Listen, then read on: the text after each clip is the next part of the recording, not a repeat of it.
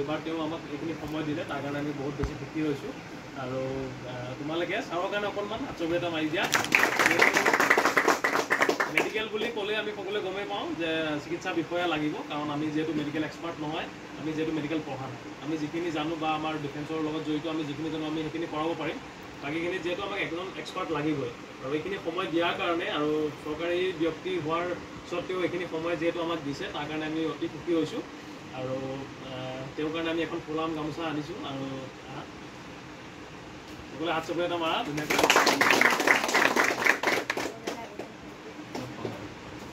আৰু আমাৰ বাইদেউৰ কাৰণেও এখনে ফুলাম গামোচা বাইদেউকো বহুত বেছি ধন্যবাদ চৰকাৰী